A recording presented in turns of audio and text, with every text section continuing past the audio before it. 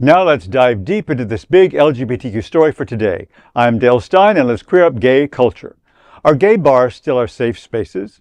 It's a question echoing across queer communities, especially as acceptance broadens and the lines between straight and queer spaces begin to blur. As reported by the advocate David Wallace, a professor of English at Long Beach State University, reflects on his first gay bar experience at the Blazing Saddle in Des Moines, Iowa, back in 1997. Quote, I had no idea when I entered the Blazing Saddle that I was not just entering my first gay bar. I was discovering the fraught history of gay bars at a relatively safe time, end quote. His experience, like many others, was tinged with a sense of liberation. Here, touching another man or receiving a compliment wasn't criminal. Wallace writes, quote, for the first time in my life, I was in a place where it was safe for a man to hit on me, and I liked it, end quote. But fast forward to 2025 and the vibe has shifted.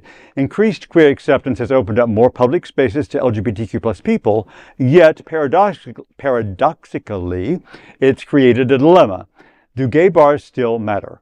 Wallace recounts ringing in the new year in West Hollywood with young newcomers, one of whom was just turning 21. Their joy at finally entering queer spaces reminds us someone new is always coming out. He draws from the book Gay Bar, Why We Went Out by Jeremy Atherton Lin, detailing how bars once relied on hidden entrances and no windows due to laws against serving homosexuals. These spaces were survival zones, not just nightlife destinations. Today, that history risks erasure.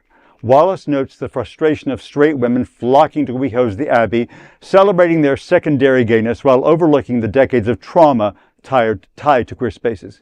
He says, quote, the popularity of RuPaul's Drag Race fills gay bars with mixed crowds, crashing the men's room.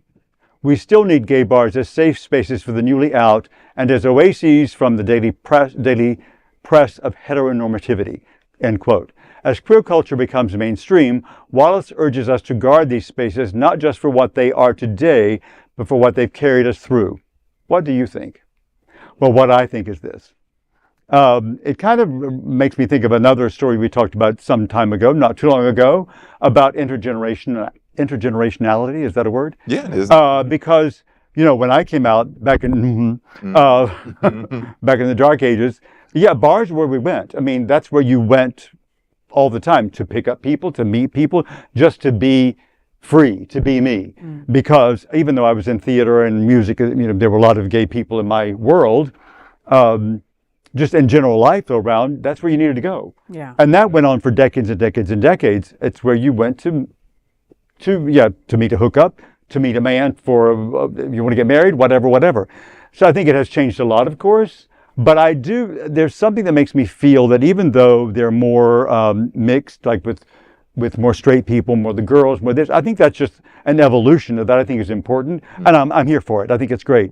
And I think that people coming back to watch RuPaul, to do karaoke, which we know I hate, to do whatever it is, I think that's bringing people back into the bars more than happened with, say, maybe like 5-10 years ago. Yeah. Yeah, I think that's good. I don't think we'll never not need our gay bars, right? I mean, I remember going into Limelight in New York for the first time, right? And going, wow, I'm so queer, you know? Or going to Stonewall, right? In Chelsea. Or going to Warsaw on South Beach, right? And going, wow, I'm really gay and this is a very safe space. And not feeling that way anywhere else, right? Now, fast forward, here we are in 2025 and there are a lot other spaces. There are a lot more people that don't drink anymore. There's a lot more people that don't do drugs anymore. There's a lot of people that don't feel all that comfortable at bars and clubs, but there's so much more now offered to our community, right? I went to a great mixer yesterday thrown by the Chamber, right? By, you know, the Jason Nunez throne. People are going to more events like that. People are going to, nonprofits are doing fellowships and workshops, right? For people to see other people and relate and tell their stories and share their stories with others. You know, so I don't think that we'll ever lose that need for a gay bar because it's always going to be our social place. It's always going to be our go-to, you know, pretty brand new gays and older gays and everybody in between. You know, I do agree with the story about some gay places we've made more open to straight people. Yeah. You know what I mean? Like the Abbey in WeHo, you know,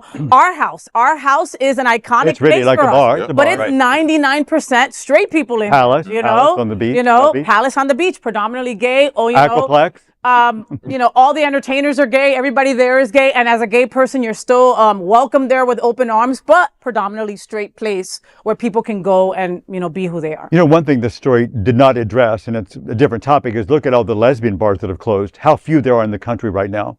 So it's just another component of the story. Yeah. Well, and we did a story on, today's Wednesday, right? Yeah. We did a story, I don't know what day it is. Today, we did a story on Monday that 13 more lesbian bars are opening up by the end of this year. That's amazing. And they're mostly sports bars, okay? I don't like sports, but I would go to a sports bar where there was lesbians in it. Yeah, pretend, touchdown, pretend. I've had this conversation with actually a lot of bar owners and GMs asking, why don't we have young people in our bars? And I think this is a double-edged sword. We have fought for inclusion. We fought for the right to be included in other spaces and be seen. And so the younger generation has benefited from that. They don't have to go to a gay bar. I remember in the 90s when I stumbled upon my first gay bar and walked in and go, oh, I'm home. This is what I've been looking for.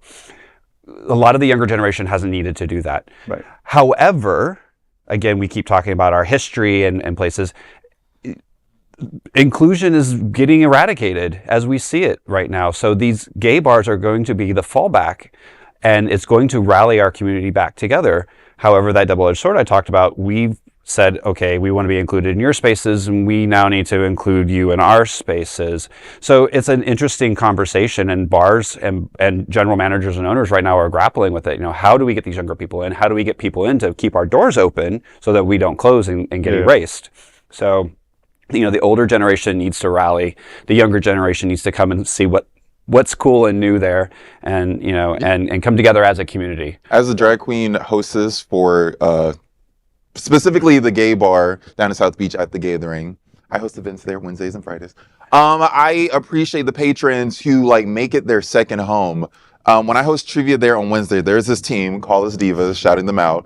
They are a team made up of I'm going to say seniors of 50, 60, 70, and they are there every Wednesday. I love it. Basically winning trivia. And it's men, gay men, straight women who are now widowed, just coming together. This is their clubhouse, their safe space. And that's what the gay spaces will continue to be as long as you guys all come out and be a patron to them. So we appreciate you going to the bigger events, the prides, the concerts, and being on social media and being queer on social media.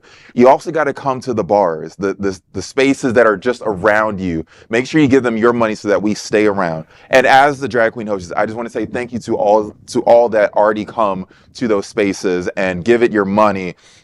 And you treat it like it's seeing family. You go and you hang out there. You bring your friends there. You bring in more people to spend their money there. I thank you so much for doing that because it keeps me employed, so I can buy more wigs, and it also allows me to grow in the arena of drag. So just selfishly, I'm going to say thank you to all who continue to go to these gay bars.